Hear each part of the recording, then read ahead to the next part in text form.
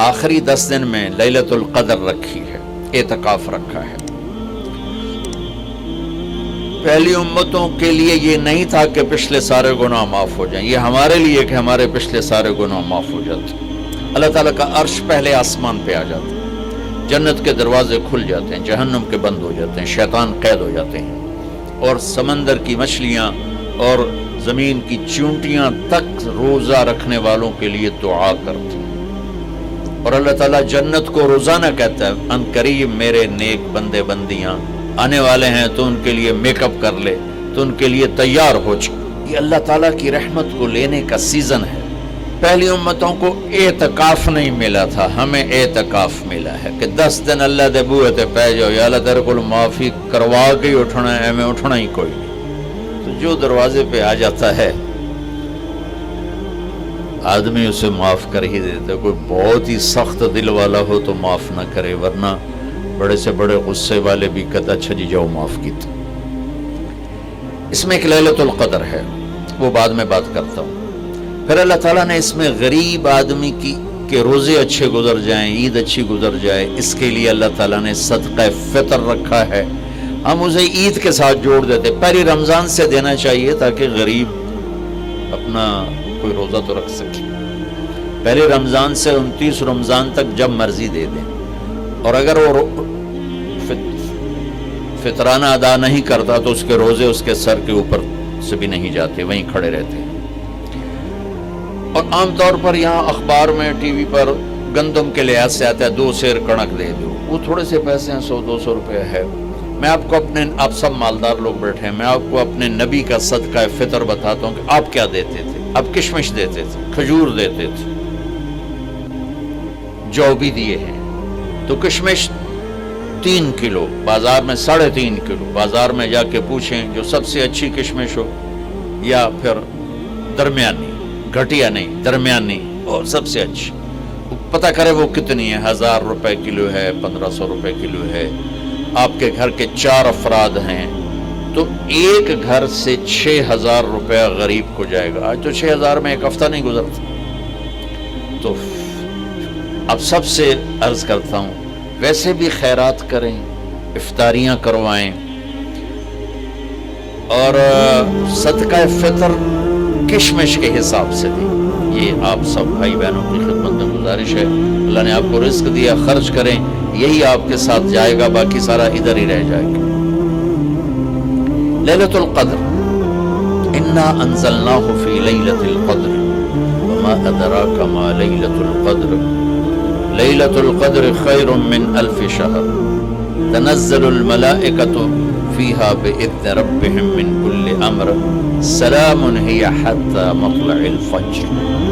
ہم نے قرآن کو لیلۃ القدر میں اتارا، تمہیں کیا خبر کہ لیلۃ القدر کیا ہے؟ لیلۃ القدر 1000 مہینوں سے بہتر ہے۔ اس میں فرشتے اترتے ہیں اور یہ صبح تک رہتی ہے۔ لفظ قدر عربی میں اس کا ایک مطلب ہے قیمت۔ سبحان اللہ۔ تو اللہ نے کہا میں تمہیں بتاؤں، اب سب تاجر بیٹھے ہو، لیلۃ القدر کی قیمت کیا ہے؟ 1000 مہینوں سے بہتر ہے، 1000 مہینوں سے بہتر ہے۔ اب 1 روپے پر 1000 نفع لے سکتے ہیں؟ دنیا میں کوئی ایسا کاروبار ہے؟ جو ہیروئن بیچتے ہیں وہ بھی نہیں لے سکتے۔ اب میرا اللہ کہہ رہا ہے 1 رات 1000 مہینے، یعنی کوئی 82-83 سال۔ یہ تو آ گیا پہلا قدر۔ دوسرا اس کا مطلب ہے تنگ پڑ جانا، تنگ پڑ وقت فقدر علیہ رزقہ۔ تو تنزل الملائکۃ فیہا، تنزل الملائکۃ والروح فیہا، کہ اس رات اتنے فرشتے اترتے ہیں کہ زمین تنگ پڑ جاتی ہے۔ سبحان اللہ، اتنے فرشتے آتے ہیں زمین تنگ پڑ جاتی ہے۔ تیسرا مطلب ہے قدر،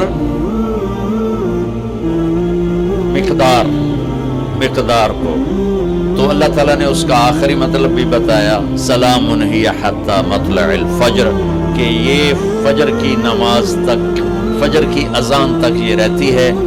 3 مطلب ہیں قدر کے، تینوں اللہ نے قرآن میں کور کیے۔ قیمت کیا ہے؟ 1000 مہینوں سے بہتر۔ تنگی کیا ہے؟ فرشتوں سے زمین بھر جاتی ہے۔ مقدار کیا ہے؟ صبح صادق۔